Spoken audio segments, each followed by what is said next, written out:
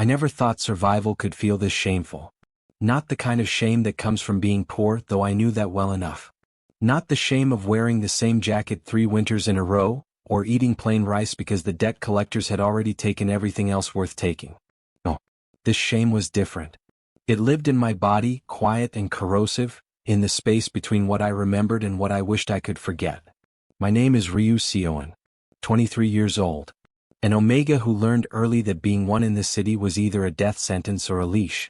So I became something else instead. Invisible. Odorless. Nobody. I swallowed scent suppressants like candy, layered clothes in summer, and kept my eyes down on streets where men like him owned the shadows. My father left me 3 things when he died. His face. His debt. And the quiet, suffocating attention of the most dangerous man in Seoul, Confronting Yaan. I didn't know that last part yet. I would. The night I walked into that warehouse, I thought I was just making a delivery. I was wrong. Chapter 1. The envelope was sealed with red wax. That was always the sign. Red wax meant don't ask. Don't look. Don't linger. Drop it at the address, collect the cash from the lockbox on the left side of the door, and disappear before anyone remembers your face. I had been doing these runs for 8 months. Red wax, black envelopes, addresses in parts of the city that swallowed people whole. It paid 4 times what the convenience store did. And my father's debt didn't care where the money came from. I checked the slip one more time. Warehouse District. Dock 14B. Contact name, Mr. Cha. Easy. The autumn air cut through my jacket as I rode, the city blurring past me in streaks of neon and rain-slicked asphalt. I pulled my mask up higher out of habit. Not because of the cold. Because in my line of work, a forgettable face was the only armor I had. My friend Isil always said I looked like I was trying to erase myself from the world. Maybe I was. It was safer that way. Especially as an Omega in a city run by wolves. I smelled it before I saw it. Gunpowder. And something deeper underneath, sharp, metallic, wrong. I slowed the bike 2 blocks out. The dock was lit but wrong. Too bright on one side, too dark on the other. A car sat sideways across the entrance, one door hanging open like a broken jaw. I should have turned around. Every instinct I had, every survival lesson my father accidentally taught me by dying, screamed at me to turn the bike around and ride until I hit the highway. Instead, I told myself it was fine. It was not fine. I left the bike at the outer gate and approached on foot, keeping close to the wall. The sliding door to 14B was already open. I slipped inside, one hand clutching the envelope, and froze. There were bodies. Not dead. I realized that a half-second later, the way you realize you've been holding your breath. Unconscious. 3 men slumped against the crates, bound. A 4th was on his knees in the center of the floor. There was blood on the concrete, dark and spreading slowly. The air tasted like smoke and violence and something else, something warm and overwhelming that made my suppressants feel suddenly thin, insufficient, useless. Then I saw him. He stood with his back to me, jacket discarded, white shirt darkened along the left side where the blood was coming from. He was giving orders in a voice so quiet it was somehow louder than shouting, each word landing like a stone dropped into still water. 2 men flanked him, waiting. He raised one hand and they moved, dragging the kneeling man toward the side exit. I took 1 step back.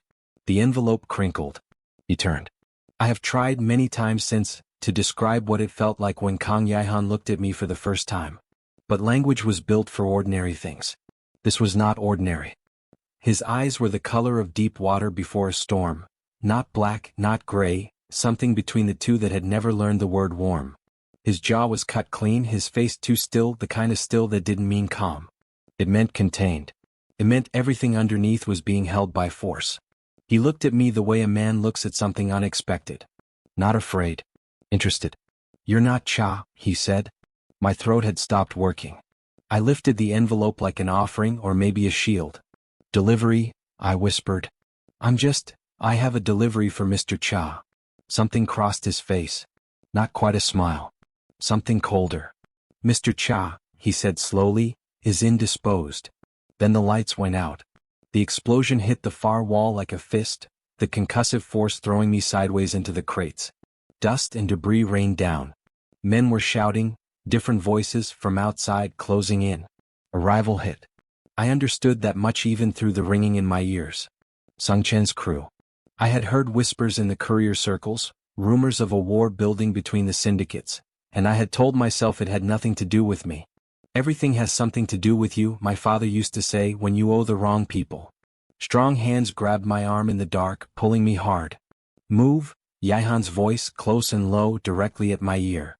Or die here. I moved. He dragged me through a back corridor I hadn't seen, his grip iron around my wrist, his breathing controlled despite the blood soaking his side. We pushed through a heavy door into a small back room, storage, concrete walls, a single emergency light flickering amber. He released me and I stumbled, catching myself against a shelf. He pressed his back to the wall beside the door, jaw tight, one hand pressing against his wound. Bandages, he said. On the shelf behind you. I stared at him. Now, he said. My hands were shaking as I found the first aid kit, tore it open and turned back to face him. He had already pulled the shirt open, exposing the wound along his ribs, a graze deep enough to bleed badly, not deep enough to kill. He looked at me with something that wasn't quite a request. He didn't make requests. I could already tell that about him. So I stepped forward. And I helped him. That was my first mistake. What came after, the failing suppressants, the enclosed space, the pheromones in the air like smoke, the way his hand caught my jaw with a gentleness that seemed to belong to a different man than the one who had ordered people around in the dark. That was my second. I did not leave that room the same person who entered it.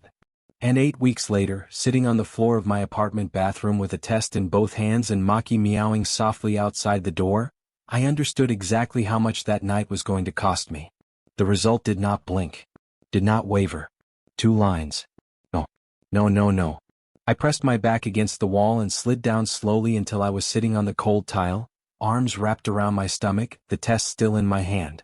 Maki slipped through the gap under the door and walked directly into my lap with the quiet authority she always had, curling there like a small warm anchor. Outside, the city hummed and roared, indifferent. Somewhere in it, Kang Yihan did not know my name. And I was carrying his child. Chapter 2. The first thing I did was nothing. 3 days of nothing. I went to work. I smiled at customers. I counted change and restocked shelves and told Isil I was tired when she asked why my hands wouldn't stop shaking. I came home, fed Maki, lay in bed and stared at the ceiling until the city outside went quiet. Then I stared some more. The test was still in my jacket pocket. I don't know why I kept it. Maybe because throwing it away would make the decision feel real.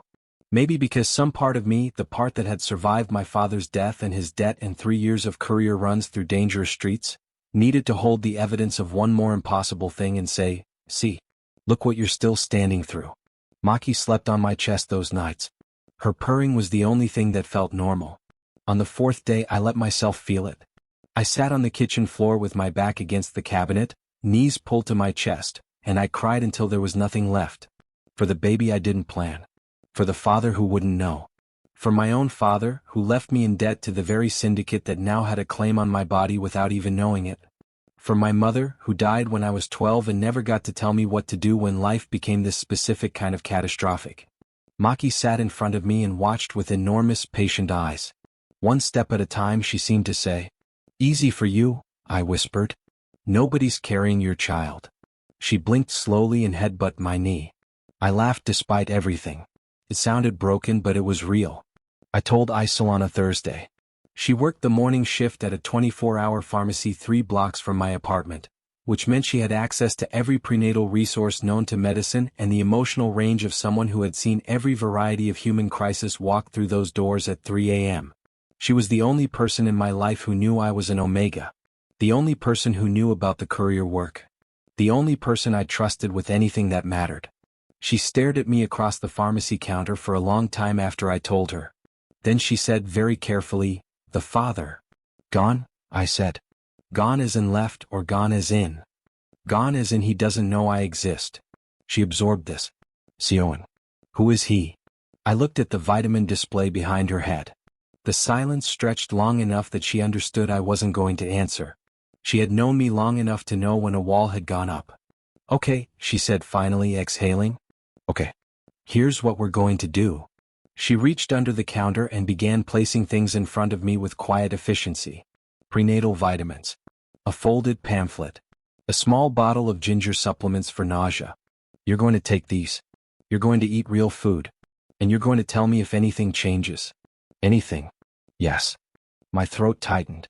Yes. Good. She looked at me then and her voice dropped. You don't have to do this alone, you know? I nodded. Said nothing. Because the truth was I had been alone for so long that I wasn't sure I knew how to be anything else. The first sign came 9 days later.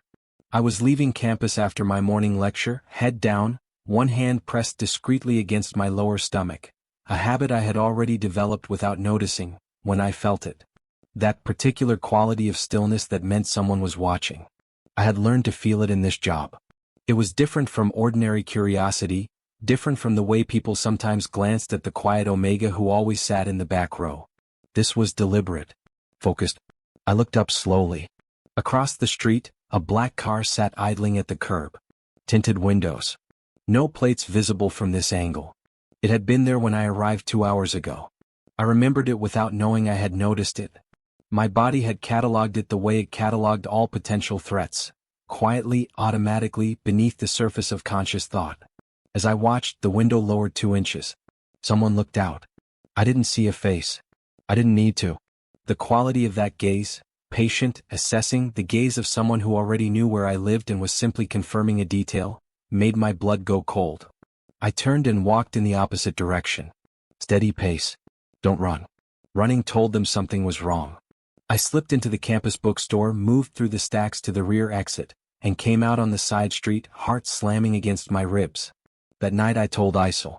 She went pale. Sung Chen's men? I don't know whose they are. Sioan. Her voice dropped low, urgent. If someone connected you to that warehouse night, if they know you were there. I know. Then you need to disappear. Leave the city. I have a cousin in Busan who could. I can't. The words came out flat and final. My father's debt. If I run, the syndicate flags the breach. They'll find me faster than Sung Chen's people would. I pressed my palms flat on her counter. I'm already owned, Isil. I just have to figure out by whom. She stared at me. You're terrifying sometimes, you know that? I didn't feel terrifying. I felt like a person standing very still in the middle of a road, watching 2 separate cars accelerate toward them from opposite directions, trying to calculate which way to jump. The second sign came 3 days after that. I was on a courier run, ordinary red wax envelope, small address in Mapo district, nothing unusual. I was 2 blocks from the drop point when a man stepped out of a doorway directly in front of me and held up one hand. Not Sung Chen's crew. I could tell by the cut of the jacket. The small pin on the lapel, a stylized K barely visible. Kong Syndicate. My feet stopped moving before my brain gave the instruction. The man looked at me with the flat professional courtesy of someone doing a job. Mr. Ryu, he said. My full name. Clear and deliberate. Mr. Kong would like to see you. The envelope in my hand felt suddenly weightless. Irrelevant. My mouth went dry. I don't know what you're. He knows your name, the man said quietly. He knows your route. He knows your father's account number. Pause. He's been patient. The city noise pressed in around me. A motorbike somewhere. A vendor calling out. Maki at home on the windowsill, waiting for me without knowing she was waiting. He knows your name. Which meant the anonymous courier, the invisible Omega, the carefully constructed nobody I had spent 3 years becoming, was already gone. Had been gone probably since the moment I walked through the wrong door. The man stepped aside, gesturing toward the car at the end of the block. I stood very still for one long moment. Then I thought of the 2 pink lines. Of the tiny life that had no idea what kind of world it had been conceived into. Of the debt that would follow it like a shadow if I made the wrong move tonight. I thought of my father. And I walked toward the car. Chapter 3. The car smelled like leather and cold air and something underneath both, cedar, smoke, and a warmth that my body recognized before my mind did. I sat rigid against the door, as far from the man beside me as the seat allowed. He hadn't spoken since I got in. Hadn't looked at me. He sat with one ankle crossed over his knee, phone in hand, scrolling through something with the detached focus of a man reviewing inventory. Like this was ordinary. Like I was ordinary. Like he brought frightened Omegas into his car every Thursday evening as a matter of routine. Maybe he did. The city moved past the window. We were heading north, away from the warehouse district, toward the part of Seoul where the buildings got taller and the streets got quieter and the silence meant something different than it did in my neighborhood. There, silence meant nobody could afford to cause problems. Here it meant problems had already been handled. I kept my hands flat on my thighs, kept my breathing measured, suppressed the instinct to press my palm against my stomach. He doesn't know, I told myself. He can't know. He doesn't even know what you look like in full light. That night the power was out. You are still invisible where it counts. You're doing that thing, Yaan said without looking up from his phone. I turned slowly. What thing? Convincing yourself you're fine. He scrolled once more, then set the phone face down on his knee. Now he looked at me. In the amber wash of passing streetlights, his face was exactly as I remembered and somehow worse for it. Too composed. Too still. The kind of face that had learned long ago to give nothing away and had been practicing ever since. You've been doing it since you got in the car. Your jaw unclenches every few seconds. That's the reset. I said nothing. It's a useful habit, he continued almost conversationally. In certain rooms. Less useful when the person across from you already knows you're afraid. I'm not afraid of you. He looked at me with something that was almost curiosity. No, he said slowly. You're not, are you? It wasn't a question. More like a recalibration. Like he had expected fear and received something else and was filing the discrepancy away for later. The car stopped. The building had no sign. 40 floors of dark glass and clean lines, the kind of architecture that communicated wealth the way a weapon communicated intention, quietly and only to people who knew how to read it. A private elevator. A floor that required a key. And then a room that was somehow both an office and something more, bookshelves floor to ceiling, a desk that cost more than my annual salary, and a view of Seoul that made the city look like something beautiful instead of something that had been slowly eating me alive. He gestured to the chair across from the desk. I sat. Not because he told me to. Because my legs were less reliable than I wanted them to be. He poured 2 glasses of water and set one in front of me without asking. Then he sat, elbows on the desk, and looked at me with the patience of a man who had never once needed to rush anything. Ryu Seoan, he said. 23. Hanyang University, 3rd year, urban planning. Convenience store day shift, private courier night circuit. He paused. Your father was Ryu Jae-won. He held an account with us for 11 years before his death 14 months ago. Outstanding balance currently assigned to you as next of kin. Every word landed like a stone. Factual. Bloodless.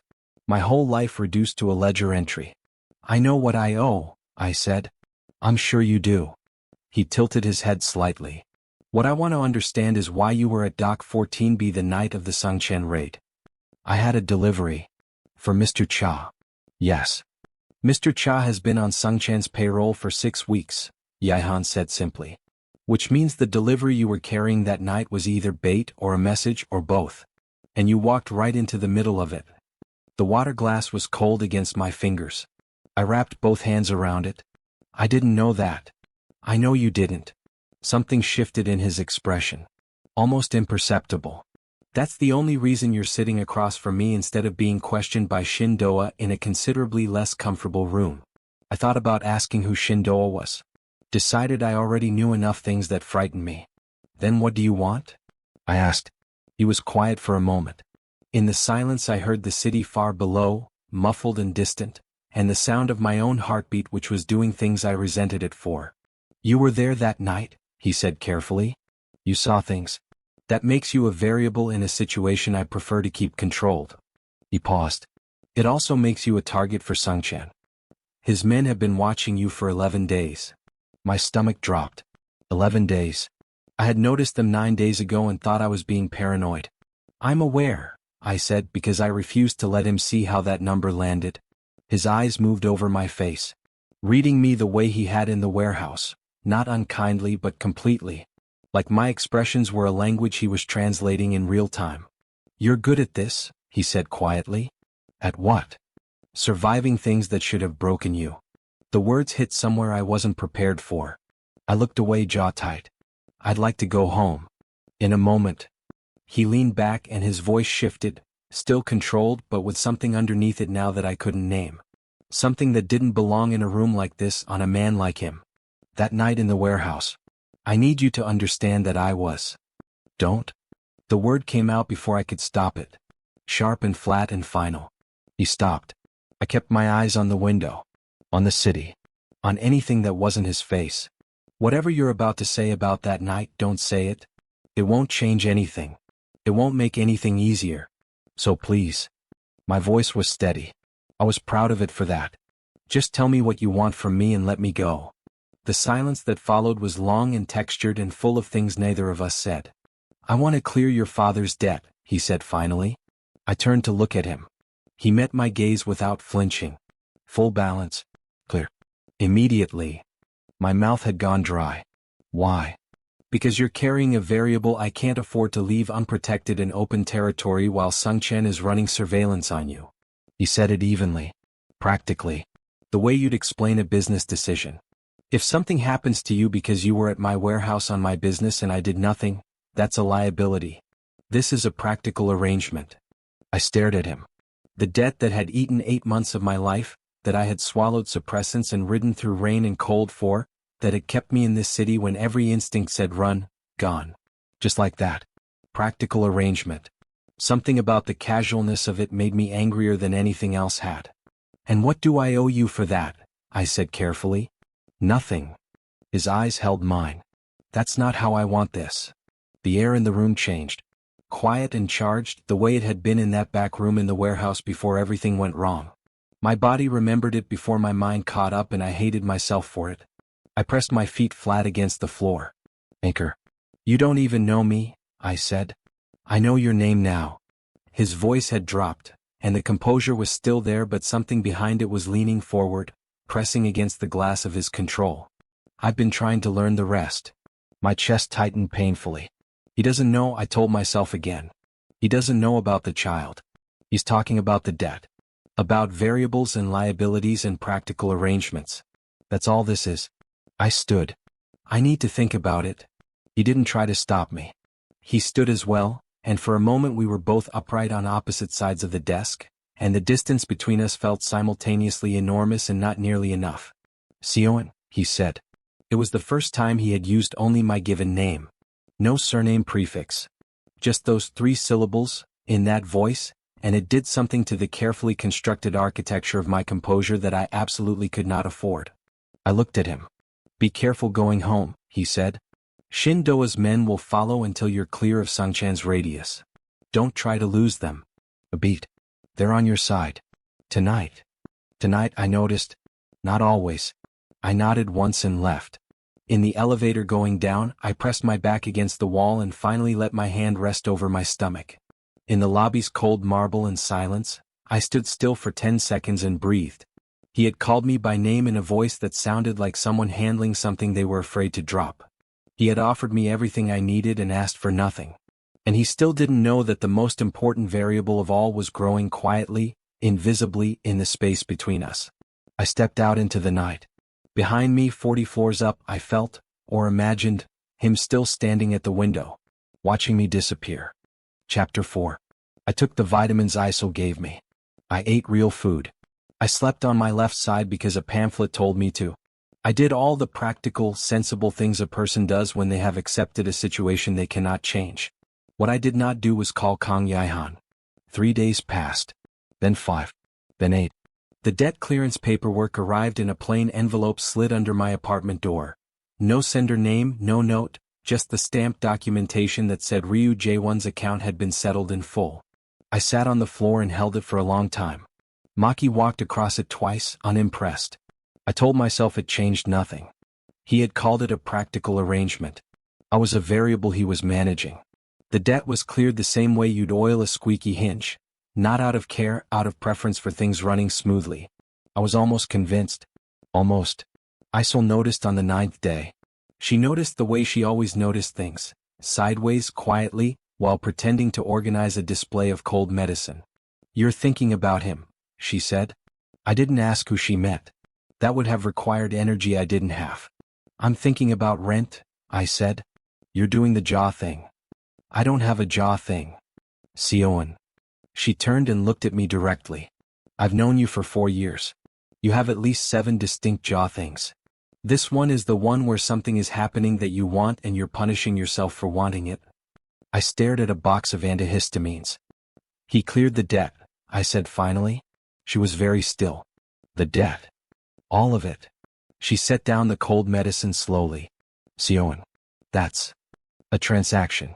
I know what it was. Does he know about the... No, the word came out sharp and immediate. And he won't. Not yet. Not until I understand what's happening. She was quiet for a long moment. The kind of quiet that meant she was choosing her words with the care of someone defusing something. You said not yet, she said softly. Not never. I didn't answer. Which was its own kind of answer. He came to the convenience store on the 11th day. Not with men. Not with the black car or the practiced authority or the full weight of the Kong syndicate behind him. He came alone at 9 p.m. in a dark coat with the collar turned up against the October cold, and he stood at the back of the store for 10 minutes pretending to read the label on a can of soup before I acknowledged him. I walked over with the flattest expression I could manage. Are you actually going to buy that? He looked up. In the fluorescent store light he looked different than he had in his tower. Less architectural. More human. There were shadows under his eyes that hadn't been there before. It has too much sodium, he said, setting it back on the shelf. Most things do. Do you recommend anything? I looked at him. He looked back. Neither of us said what we were actually talking about. I walked to the next aisle and pointed to a shelf without looking at him. The rice porridge sachets. Low sodium. Easy to make. He picked one up, studied it, and placed it in the small basket he was carrying. Then he stood beside me in the aisle and said nothing for a moment, and the store hummed its refrigerator hum, and somewhere outside a taxi honked twice. You didn't call, he said. You didn't give me a number. You could have found one. I could have, I agreed. Pause. Why didn't you? I turned to face him. In the narrow aisle we were closer than intended and I felt it immediately, that warmth, that specific quality of presence that his body seemed to generate like a frequency only mine was tuned to receive. I hated it. I was grateful for the suppressants that kept my scent locked down. I crossed my arms. Because I don't know what you want from me. And I've learned that when I don't understand someone's angle, the safest move is distance. He absorbed this without flinching. What if I don't have an angle? Everyone has an angle. What's yours? The question landed unexpectedly. I opened my mouth and closed it again. What was my angle? Survive. Protect what was growing inside me that he didn't know about. Figure out which version of this man was real. The one who gave cold instructions in a warehouse while bleeding, or the one who cleared a dead man's debt without asking for anything in return, or the one standing in my store aisle holding a soup sachet like he was trying very hard to be ordinary. I'm still working that out, I said honestly. Something moved across his face. Not quite a smile. But close. Closer than I had seen from him before. It changed the architecture of his expression entirely, made him look, briefly, like someone who had once known how to be lighter than this and hadn't forgotten completely. Then work it out, he said. I'll wait. He came back the next evening. And the one after that. He never stayed long. Never made demands. He would buy something small, the porridge sachets, a bottle of water, once a single banana which made my coworker Jinhyuk stare so hard he nearly knocked over a display. He would find me in whatever aisle I was restocking and stand nearby and we would talk or not talk, and both were somehow equally weighted with things neither of us was ready to say out loud. I learned things in those quiet store visits. That he took his coffee without sugar because he said sweetness in the morning felt dishonest. That he had not slept more than 4 hours a night in years and had stopped noticing it the way you stop noticing a sound once it becomes constant. That he had no family left that mattered. That he had built the syndicate from a position of nothing, inheriting a name with more debt than power, and spent a decade turning that equation around. He learned things too. I could see it, the careful attention he paid to everything I said, the way he filed details away behind those still, dark eyes. That Maki was named after a street in a city I had never visited but my mother had loved. That I was studying urban planning because I wanted to build things that lasted. That I ate ginger biscuits every morning lately not because I liked them but because they were the only thing that settled my stomach before noon. He didn't ask about the ginger biscuits. But on the 4th visit he set a small paper bag on the counter beside me while I was cashing out a customer. I looked inside after he left.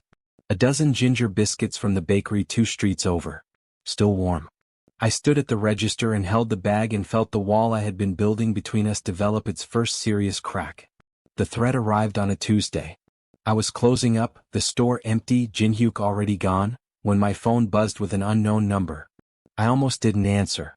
But something in the timing, late, deliberate, the particular menace of a message that had waited until I was alone, made me pick up. The voice was smooth, unhurried. The voice of a man who had never needed to rush because the outcome was always already decided in his favor. Ryu Seoin, it said. My name is Oh Sung-chan. I believe we have a mutual acquaintance. My blood went cold. I said nothing. I'm not calling to frighten you, he continued pleasantly. I'm calling because you're a smart person in a complicated position and I think you deserve to know the full picture before you make decisions that can't be undone. Pause. Did you know your father didn't die of natural causes? The store hummed around me. The refrigerators. The lights. Everything ordinary and indifferent. His heart gave out, I said carefully. His heart was helped along, Sung-chan said. By someone who needed his accounting records to disappear. Someone who decided a quiet death was cleaner than a messy conversation. Another pause, and when he spoke again his voice was almost gentle. The order came from inside the Kong syndicate, Seoin. I have the documentation. I thought you should know who you're letting get close to you. The line went dead. I stood in the empty store for a long time. The paper bag of ginger biscuits sat on the counter beside me, still faintly warm. I thought about my father. His face. The last time I saw him. The way the hospital had called it cardiac arrest and I had been too buried in grief to question it. And then I thought about Kang Yaehan standing in this aisle 4 nights in a row, holding soup sachets and looking at me like I was something he was terrified of losing. I pressed my hand flat against my stomach. Were you, I thought. Were you really? And for the first time the question was not just about the man. It was about whether I had already made the mistake of beginning to love him. Chapter 5. I didn't sleep that night. I lay in the dark with Maki pressed against my side and Sung-chan's voice playing on a loop in my head, smooth and unhurried, dropping my father's death into the conversation like it was a minor administrative detail. His heart was helped along. I turned the phrase over and over until it lost its shape and became just sound. Just syllables. Because if I let it keep its meaning I would fall apart and I could not afford to fall apart. Not now. Not with everything I was already carrying. By 3 a.m. I was sitting at my small desk with my father's documents spread in front of me. I had kept everything. Not out of sentimentality, I had learned early that sentiment was a luxury, but because his debt had been itemized and I needed to understand every line of what I owed. I had read these papers 100 times. Account numbers. Transaction dates. A ledger of a man's choices mapped in cold columns of figures. But I had never read them looking for what I was looking for now. I went through every page slowly. The payments. The dates. The names of intermediaries, most of them coded, initials only, the way these arrangements always worked. My father had been careful. Careful enough that whoever wanted these records gone would have needed him alive to decode them, or dead to guarantee silence. At the bottom of the last page, in my father's handwriting, small and cramped the way it always was when he was being careful, was a single line I had read before without understanding it. K internal. RD account. Doa. Shin Doa. Yaehan's lieutenant. The man whose name Yaehan had mentioned in the tower office with the casual ease of someone referencing furniture. You'd be in a considerably less comfortable room with Shin Doa. A warning delivered lightly which somehow made it heavier. I stared at the letters until my eyes blurred. It didn't prove anything. A name in a ledger was not a confession. Sung-chen had said the order came from inside the syndicate. He hadn't said from the top. Hadn't said Yaehan specifically. He had let me draw the line myself, which was exactly what a man like that would do. Give you the match and let you burn your own house down. But Doa was Yaehan's man. Had been for over a decade by every account I had ever heard. And if Doa moved, he moved with permission or with loyalty, and I didn't yet know which was worse. I folded the paper and pressed it flat under my palm. Who are you? I had asked the ceiling last night. The ceiling hadn't answered. But my father's handwriting had. I called Isil at 7 a.m.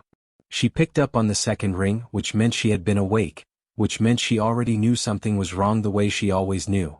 Talk, she said. I told her everything. Sung-chen's call. The ledger entry. Doa's name. By the time I finished, she was quiet in the way that meant she was frightened but managing it. "You need to stop seeing him," she said. "I know. Sioan.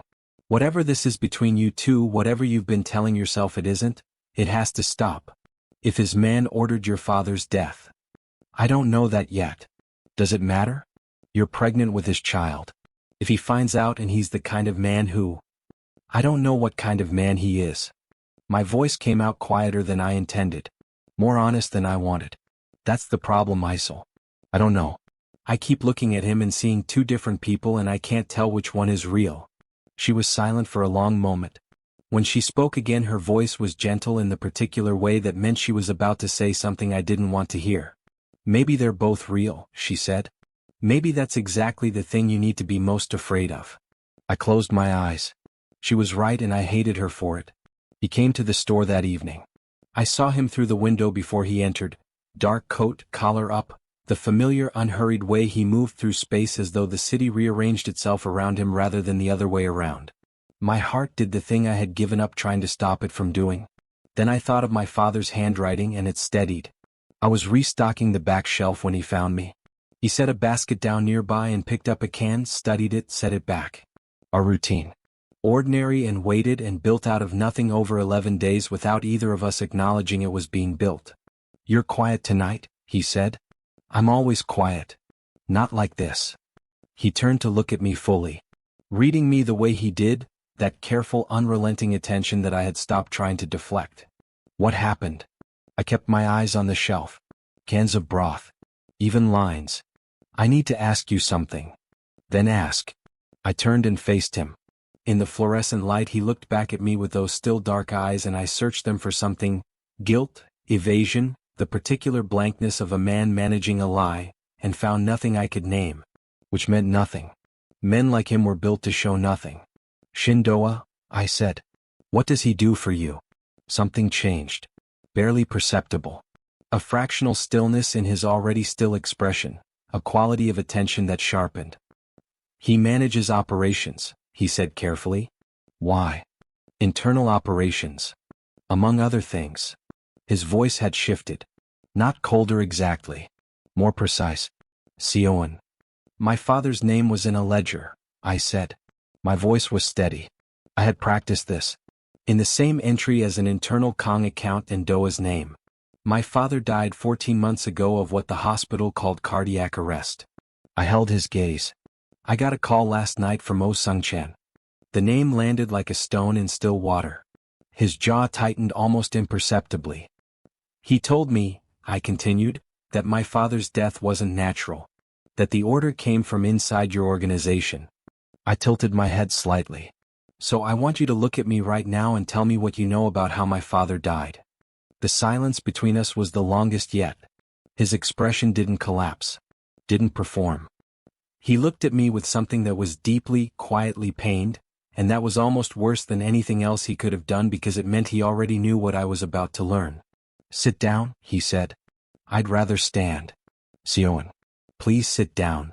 Something in the please, the word sitting foreign and effortful in his mouth, the mouth of a man who did not ask for things, made me pull 2 chairs from the small staff table nearby. We sat facing each other in the back of a convenience store at 9 p.m. with the refrigerators humming around us, and he put his hands flat on his knees and looked at me like a man preparing to hand someone a wound. "Your father was an accountant for mid-level syndicate operations," he began. 11 years. He was good at it. Discreet. Trusted. Pause. 3 years before his death, he discovered a secondary ledger. Money being moved internally through ghost accounts, significant amounts over a long period. He documented it. Kept copies. I didn't move. "He brought it to me," Yahan said. 18 months before he died. I told him to give me time. I was building the evidence needed to move against the person responsible without destabilizing the organization. His voice was even. Precise.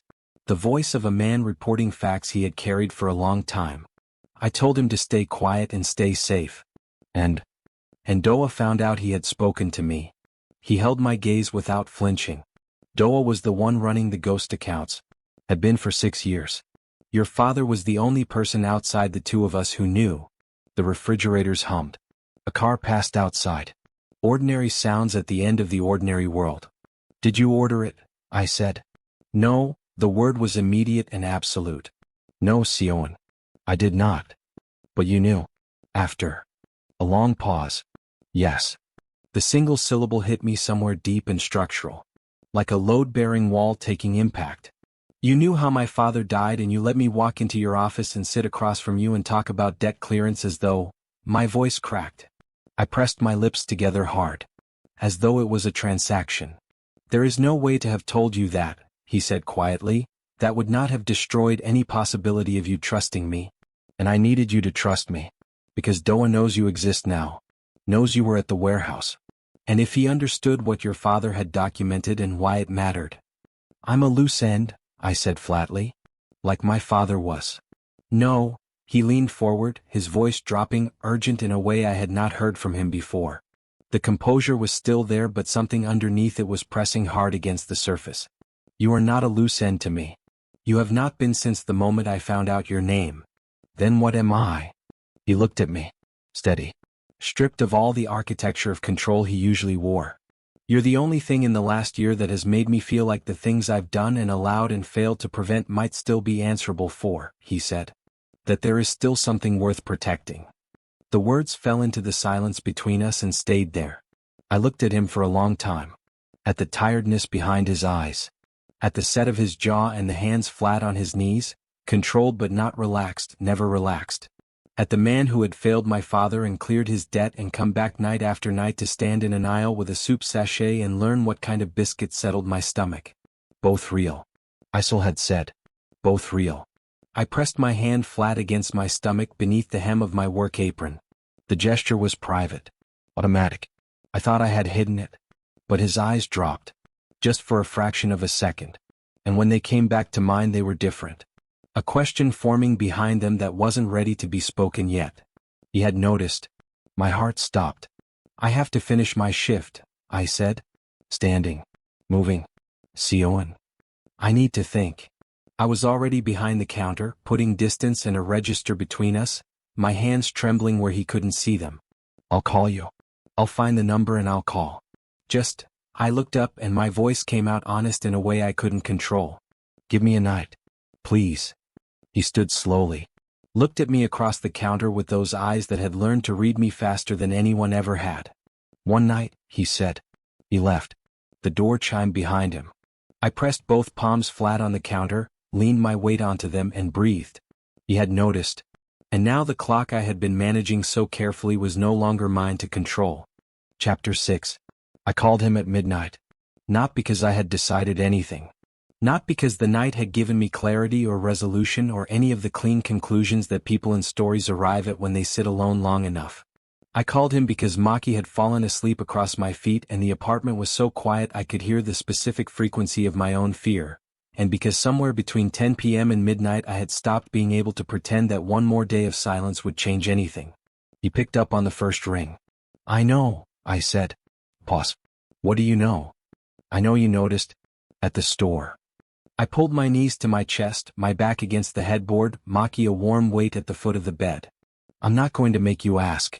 I need you to let me say it without doing anything. Without reacting. Can you do that? His voice was quiet and careful. I'll try. I closed my eyes. I'm pregnant. 14 weeks. It's yours. I found out a month after the warehouse and I didn't tell you because I was afraid of what you'd do with that information. Afraid you'd take the baby. Afraid you'd hate me for existing. Afraid that I was just, my voice fractured slightly. I held it together by force. That I was just a variable you were managing and this would make me a problem instead. Silence. Not empty silence. Full silence. The kind that meant someone on the other end was very still and very present and holding something enormous with both hands. 14 weeks, he said finally. His voice was different. Something had happened to it. The architecture of control still there but with a deep fracture running through it that he wasn't trying to hide. Yes. Another long pause. I heard him breathing. Measured, deliberate, the way he always controlled himself. Are you? He stopped. Started again. Are you healthy? The baby. We're both fine, I said. I've been taking vitamins. Seeing a doctor. Alone. Yes. Alone. The word landed between us and neither of us spoke for a moment. I should have told you sooner, I said. I know that. But I need you to understand that I was terrified and I had just found out about my father and every reason I had to trust you was sitting directly next to every reason I shouldn't and I couldn't. I pressed the heel of my hand against my eyes. I couldn't hand you something that important until I knew which version of you was real. And now? His voice was low. Which version do you think is real? I thought about the soup sachets. The debt paperwork under the door. The ginger biscuits still warm from the bakery. I thought about the way he had looked at me in the store, pained and honest and carrying something heavy the way people carry things they know they don't deserve to put down yet. I thought about my father's name in a ledger and the single word yes that had cost Yaan more to say than any lie would have. Both, I said. I think you're both. And I think that's the truest answer I have right now. He was quiet for so long I checked the phone to make sure the call was still connected. Then he said, and his voice was stripped down to something I had never heard from him, something without a single layer of management left. I'm coming over. It's midnight. I know. Yaan. I'm not coming to take anything, he said. I'm not coming to make decisions or give orders or manage anything. A breath. I can't be on the other side of this phone call right now. I can't. The rawness of it silenced me completely. Okay, I whispered. He arrived in 20 minutes. No suit. Dark sweater, dark trousers, hair slightly less composed than usual. He stood in my doorway and looked at me and I looked at him and the city hummed behind him and neither of us moved for a moment. Then his eyes dropped to my stomach. I had stopped hiding it at home weeks ago. The small but undeniable curve beneath my shirt. Real and visible and present in a way that made everything abstract suddenly concrete. He looked up at me and his expression did something I had never seen it do. It broke. Not dramatically.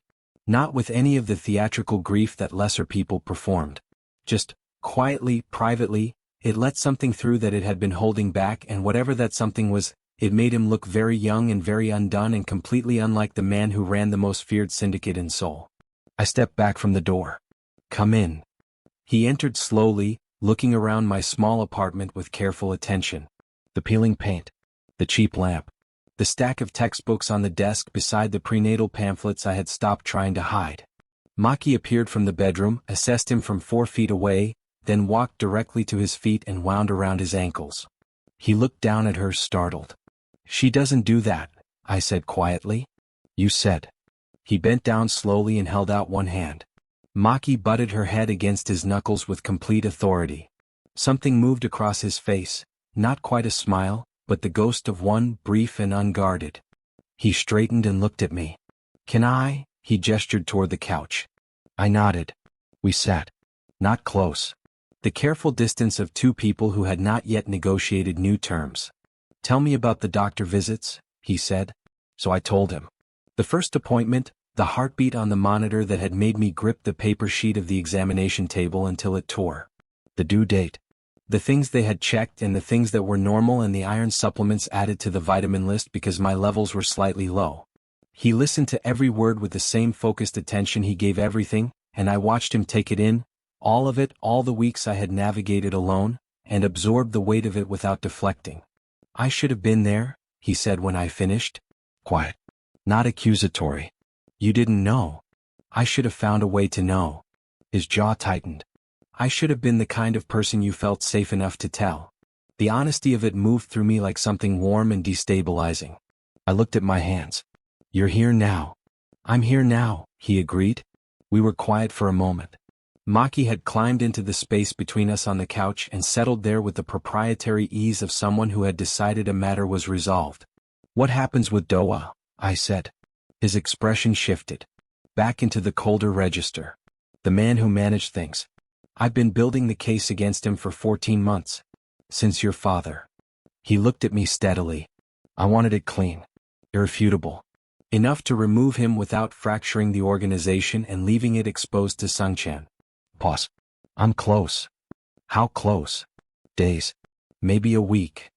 And until then you're not safe outside this building. His voice was firm, the command underneath it careful but present. Sungchan's men are still watching you. And if Doa learns that I know what you know, he stopped. I want you somewhere secure. I looked at him. At the steadiness in his eyes and the tension in his shoulders and the way his hand on his knee had closed very slightly into a partial fist, the tell I had learned to read. He was afraid. Not for himself. "I'm not moving into your penthouse," I said. Something flickered in his expression. I'm not moving into anything of yours. I'm not becoming something you keep, Yaan. I can't. I held his gaze. I understand the danger. I do. But if I let you put me somewhere and make decisions about where I sleep and when I move, I will disappear. Not physically. I'll just stop being the person who survived everything up to this point. And that person is the only one I know how to be. He looked at me for a long time. Then what? He said carefully. Tell me what you'll accept. The question landed differently than I expected. Not a negotiation tactic. A genuine question. What will you accept? What are your terms? The first time he had asked me instead of deciding. Something in me shifted. Quietly. Fundamentally. Stay here, I said. Not to watch me. Not to manage me. Just. I looked at Maki between us at my small apartment with its peeling paint and cheap lamp and stack of textbooks that represented 3 years of surviving without anyone's help. Just be here. He looked at me with those fractured, careful eyes. Okay, he said. That night he slept on my couch, long legs folded at an angle that looked deeply uncomfortable, jacket draped over him because I only had the one extra blanket and I was using it. Maki slept on his chest. He let her. I lay in my bedroom with the door open and stared at the ceiling. In the living room I could hear his breathing slow and even out. The particular quality of silence that meant someone nearby was finally actually asleep. It was a sound I had not heard in my apartment in 3 years. Since before my father died and the world collapsed and the debt began. It was a sound I had not realized I missed. I pressed my palm flat against my stomach in the dark. I don't know if I trust him yet, I thought. I don't know if knowing both versions of someone means knowing them at all. But he asked me what I'd accept. And he listened to the answer. And he's sleeping on a couch that's too small for him because I said stay. And that, I thought, is more than anyone has done in a very long time. Outside, Seoul glittered and hummed. Inside, for one night, the walls were holding. I was almost asleep when his voice came quietly through the dark. Seoin. I stilled. Yeah. Pause. Thank you for calling. I closed my eyes. Thank you for coming, I said. The apartment went quiet. And for the first time in 14 weeks, the silence felt like something I didn't have to survive alone. The explosion happened at 5 a.m. Not in my building. 3 blocks away, a Kong syndicate warehouse, secondary storage, minimal staff at that hour. I woke to the sound and sat upright, and Yaan was already standing in my bedroom doorway, phone in hand, fully alert, the sleepiness gone as though it had never existed. Our eyes met. Doa, he said. Not a question. He had found out. Somehow, between midnight and dawn, Doa had learned that the variable was no longer being managed, that Yaan had come here, had sat in my apartment, had stayed, and he had sent a message the only way men like that knew how. The clock I had thought I had days left on had just run out. Yaan crossed the room in 3 steps, took my face in both hands with a gentleness that stood in impossible contrast to the alarm on his phone still sounding, and looked at me with an urgency that had nothing managed about it at all. I need you to trust me, he said. Right now. I need you to let me get you somewhere safe, and I need you to trust that I am coming back and that when this is over I will spend as long as it takes earning the rest of it. His thumbs brushed my cheekbones.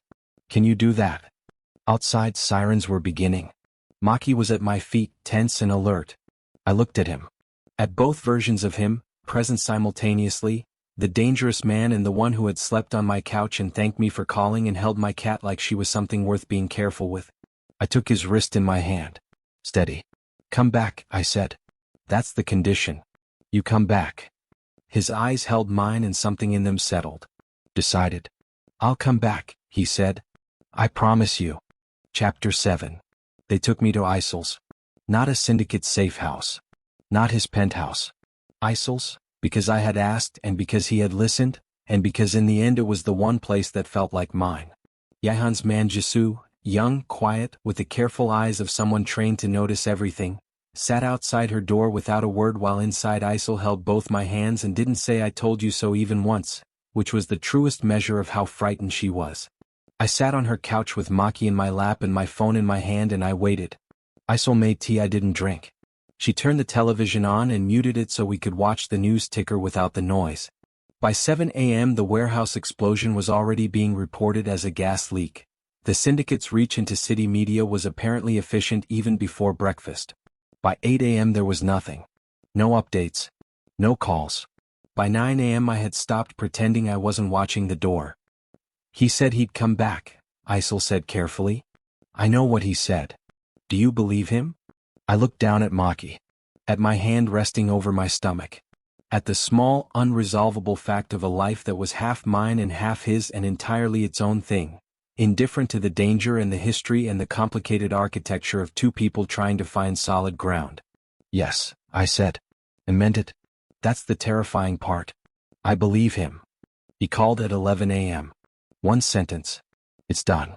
Then, "Are you and the baby okay?" Not "are you okay?" The baby included, naturally, without performance. The way you'd ask about someone already accounted for. My throat tightened. "We're fine. Both of us." A breath on his end. Long and slow. The exhale of someone who had been holding something since 5 a.m. and was only now letting it go. "I'll come to you in an hour." "Yaan." I pressed the phone closer. "Doa." Pause. "Handled." And Sung Chen. His leverage died with Doa. Without the internal documentation and the ghost accounts exposed, he has nothing to threaten us with. His voice was steady. Precise. But underneath the precision was a tiredness so deep it had become its own kind of quiet. "It's over, Sioan. That part is over." I exhaled slowly. Outside Isil's window the city moved through an ordinary Tuesday morning, indifferent and continuous, and I thought about my father's ledger and the red wax envelopes in the warehouse and 2 pink lines and a man sleeping on a too small couch because I asked him to stay. "That part is over." "Okay," I said. "Come when you're ready." He arrived looking like someone who had walked through fire and was pretending he hadn't. His coat was gone. His sleeves were rolled up, a cut along his left forearm bandaged roughly, the kind of field dressing that meant there hadn't been time for anything better. He stood in Isil's doorway and met my eyes across the room, and something passed between us that didn't need language. Isil looked at him. Then at me. Then she picked up her bag with enormous dignity and said she needed coffee from the place 3 streets away and would be back in 45 minutes, and closed the door behind her. Yaan crossed the room and stopped in front of me. I reached up without thinking and touched the bandaged arm carefully. He went very still beneath my hand the way he always did when I touched him first, like it was something he hadn't learned to expect yet and was afraid of startling away. "Sit down," I said quietly. "You look terrible." "Thank you," he said, and almost smiled. We sat together on Isil's couch, close enough that his shoulder pressed against mine, and for a while neither of us spoke. Maki climbed immediately onto his knee with her usual presumption, and he rested his hand on her back without comment, staring at the muted television without seeing it. "My father," I said eventually. "I know." His voice was low. "I know it's not enough. What I did. What I didn't do." He turned to look at me, and his eyes were carrying everything he was too controlled to perform, guilt that had been living in him for over a year, exhaustion, and something cleaner underneath both. I failed him. I moved too slowly, and I told myself it was strategy, and it was. But it was also easier than confronting what Doa was while I still needed him. He held my gaze. "I won't ask you to forgive that. I just need you to know I understand what it cost." I looked at him for a long moment. "I know," I said. "I know you do. Not forgiveness. Not yet. But something honest between us in the space where forgiveness might eventually grow." He understood the difference. I could see it, the way he received those words without reaching for more than I was offering. The way he just nodded and looked back at the television and stayed. That was how I knew. Not the debt clearance. Not the ginger biscuits. Not even the couch. It was this, the way he accepted what I gave without demanding the shape of it match what he wanted. The way he had learned, somewhere between the warehouse and this ordinary Tuesday, to wait. The next appointment was a Thursday. He drove. He sat in the waiting room with his coat folded on his knee, completely out of place among the pastel walls and parenting magazines, and did not once look at his phone. When the nurse called my name he stood automatically, and I looked at him and he stopped, checking himself, glancing at me with a question he didn't ask out loud. "Can I?" I tilted my head toward the door. He followed.